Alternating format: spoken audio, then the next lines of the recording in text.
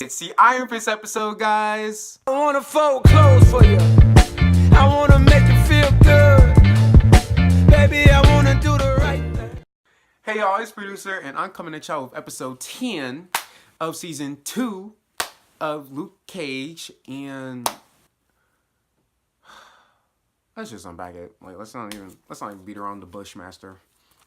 So people are running up on Lucas, wow, Luke, like, oh, you need to do this, you need to do that, you need to do that. I'm like, y'all, he's trying his best to bring peace to Harlem. Y'all so ungrateful. And this one guy was like, oh, if I had powers type of stuff. And I was so hoping for Luke to beat him up because he's so annoying. He don't know what he's talking about. People act like they know how it is to be a superhero. Y'all ain't a superhero? Stop. And then we go to the barbershop with DW. And he's talking about some merch. He's talking about some Sweet Christmas. And he said Sweet Sister. And the other one was Power Man. I'm like, I sort of want some of that merch. Yo, Marvel, if you want to drop that. Or whoever.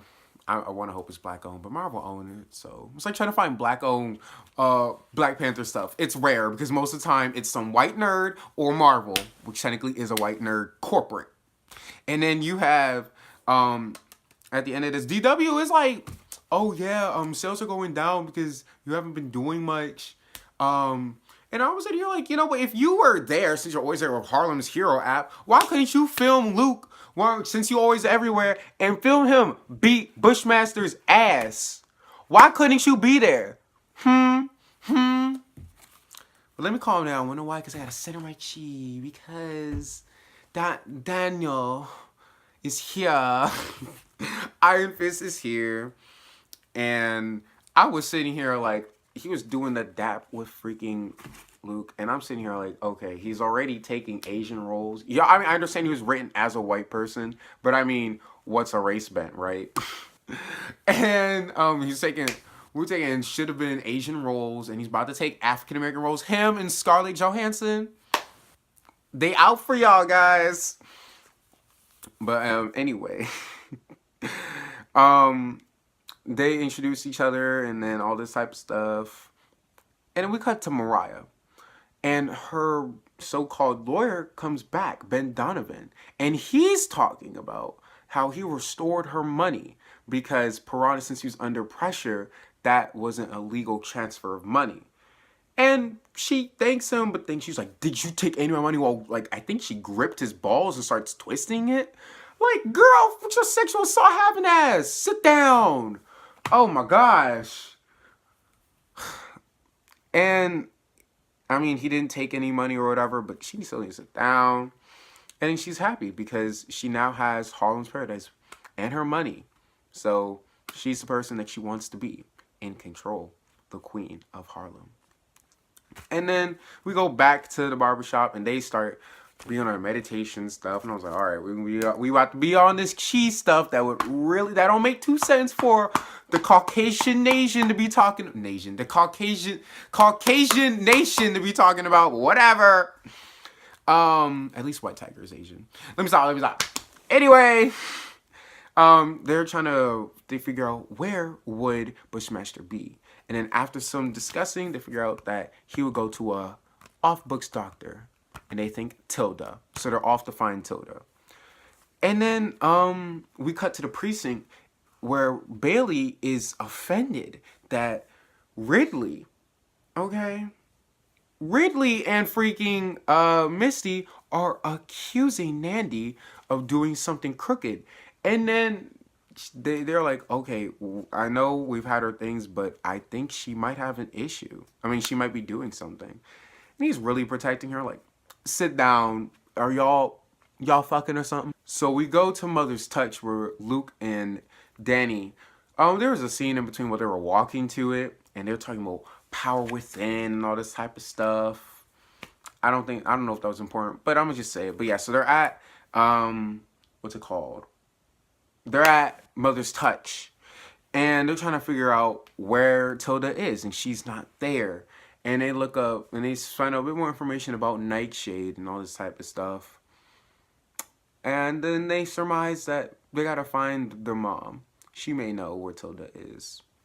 And so we cut to the mom, where she has brought Anasi into questioning, and she is excited with shades about how she's at the roost and she's the queen of Harlem. And then we cut again to the precinct, and they're trying to figure out, so let's see if Nandi really was at Harlem's Paradise anytime. And footage revealed that she was there. And Bailey's eating his own words, and he's so upset. Probably because he was, he was like, oh, how dare you accuse. Yeah. She's a bad person. Get over it. And then we cut to Harlem's Paradise, where Luke is there, and Danny and Mariah and Shades, and they're just all just talking it up about Tilda and where she might be, and they're saying don't do anything stupid, we got this covered. But once they leave, she is, and also another thing, they have a thing about money and power, because I didn't watch Defenders and I didn't watch Iron Fist, so I didn't know that Danny Rand was a super billionaire type of thing. I know he got money like that, but yeah, he does. So that's why they were really respecting you, or respecting them. And then he was like, "Oh, money isn't everything." That's easy to say when you have money, but okay, go off, sis. And then after that, the police confront Nandi. And Nandi she's like, "Oh, you caught me." And then she punches Misty, and then she runs off, and then they have a brawl, but Misty beats her ass. Misty mollywops her ass. She's like, "Get up and get this ass whooping." I was like, "Oh my gosh, you won. You won." She is fueled by anger and vengeance. And then they finally arrest her. And then so we cut back to some high place where Luke is like, "I never been here." And then he's like, "Oh, my dad was took me here when he went to Columbia." And then I noticed that Danny has a Sweet Christmas hoodie, and I was like, "Dang, you bought that?" Like that's super ironic. You would think he'd have something like Iron Fisty, but no, he brought some Luke Cage merch. Okay, help out the cause. And then he's talking about, he's like, "Come on, let's go." And he wanted to scrap, and like, no, not Luke, Danny, stop trying to fight. Why are you trying to fight Luke? Hello?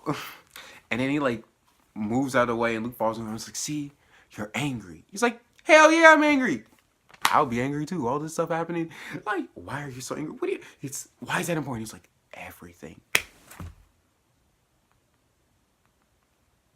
Oh, it just started raining really hard. It's not like I was gonna go outside anyway. I'm just saying. Not at all. But yeah, he gotta go with that. He trying to start something. And then so we go to the precinct where we're having Nandi being interrogated, and she's really needs to sit down. Misty is up in her feelings, but she's talking.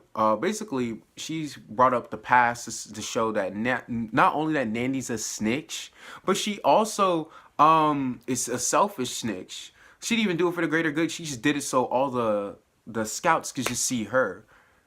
Didn't I tell you she was a snake from the beginning? Didn't I tell you? She a snake. Hiss, motherfucker. Oh my gosh. I can't. And then Mariah has this conversation with Anasi, and he finally sees how Mariah is just such an evil individual. And then he's like, I can see the temptation into why Bushmaster doesn't like you. And then he talks about how the darkness is in both of them. And I'm like, you better careful, because if you bring the black Mariah out of her, she won't be pretty. So Luke and Danny head over to some guy to figure out where's all the marijuana type of stuff. Where's everyone that knows about growing? So they go to this one guy, which I don't remember at all. I don't know if that's a defender saying. It might be because he's talking about chi and stuff. Or maybe this is a season 1 thing, but I don't remember this guy. I just heard something in my house. Okay, you know niggas don't fuck with this shit. Not with this ghost shit. Anyway, and Luke gets some information about this one guy that all of the Jamaicans I mean, not the all of Jamaicans, but the Jamaicans took up the best grow house. So they're like, okay, let's head there. And so they arrived there and they beat up everyone there on the spot. Some great fighting choreography here. And then they finish it off with Iron Fist glowing up his fist and Luke just doubling up on his hand. Boom! Boom! Like a shockwave or something just hit everyone and they get knocked out. I was like, that's a good... Y'all should do that more, okay? No, y'all don't have to waste your energy. Just boom. Boom. Okay, there's sunlight and heavy rain. Where's the rainbow? Oh, right. He died over there in Nicaragua trying to help those doctors. Oh, if y'all don't get it, that was a Father Dillard reference. Let me stop. Gay jokes aside, they go into the big grow house and they talk to this one guy who's super scared for his life, and then they kill the last nightshade, and they're like, okay, so we good. So they leave the premises, but or I shouldn't say but. That's not yet. So Misty, after bringing in Nandi, Ridley comes in and she's like, hey, I want to talk to you about a promotion in secret. Well, she says she wants to tell you in her office, and then she's like, well, I think you should have a promotion. You're one of the best detectives out there. And she's looking all shady. She's like, is that even been happening before? She's like, we've had a bulletproof Batman. Do we even need precedent? I was like, that's true. We had an orange-headed ass nigga for president. Do we need precedent? Homophones. So yeah, now we go into the butt because things get all Stokesy in here. Because Sugar drops out. He's like, I'm out, which is super interesting how they wrote, why they thought it was interesting, or why they felt it was necessary for them to write Sugar's disobedience, I guess. Maybe it's foreshadowing that he's going to help out Luke Cage a bit more than he did episode 1. And then we finally arrive at Gwens. And, like, everyone's getting, like, gunned down. Well, not gunned down, but they're having this gun around. And they're, like, trying to get everyone to sit down. And everyone's all upset. And then until we find out Billy. I'm surprised that Mariah didn't know that Billy was behind the whole piranha thing up until now. But she finds out. And so it starts off with Billy getting shot. And then everybody gets shot. This whole place got shot up. And I was like, oh my gosh. Especially sweet old Ingrid. The art. She was so nice. Oh my gosh. She got shot up. The body count of this episode, of this series, is getting to Final Destination levels. What is this? What is this? And then, oh my gosh. Then they burn Anasi right there. And then he starts being really poetic. I will haunt you forever. You will eat but always be hungry. You will sleep but never get rest. And I'm like, oh my gosh. But then he burns with Bushmaster rum. And I just think it's funny that y'all keep using fire, but I think it's because he used fire because she used fire. Fire is being very poetic in this series. They're using it for a reason. And so Anasi is now in ashes. And, well, Mariah says that she's a Stokes now, denouncing the Dillard. Probably because, well, she never married him. She's upset about it, I guess, because she really did love him. But I guess he could never love her back because he's a rainbow. I'm just kidding. I can't find a rainbow. So we go back to the club. And some nice music is playing about Biggie, which was foreshadowing for like 2 seconds because we see that the Basquiat painting is putting down, and then the freaking Biggie Smalls painting from Cottonmouth's time, that was put up, and I was like, whoa, she's really embracing this Stokes thing. And finally, the episode ends with Danny and Luke talking it up at this Chinese restaurant, and they're talking about how it is and how it's okay to ask for help. Like, this is the same city, all this type of stuff. And then he drops that Claire sent him. And he was like, Claire so me? He was very shook by that. I mean, like, I'm not surprised. Just cause you gave her trauma from domestic abuse doesn't mean she still doesn't like you. You know? She still likes you. You just scared her a bit. But yeah, that's how the episode ends. Thank y'all so much for watching. What did y'all think? Oh my gosh. And did y'all like the extra little edits, you know? Put a little bit more time for that. Nice little video game references. But yeah, thank y'all so much for watching, and I will see y'all whenever. You ain't talking money, it's something I don't care about. Black and money minded, they call me a low, let me out. Beyond cloud, I put a rest to the naysay. I only know getting money, my only attack is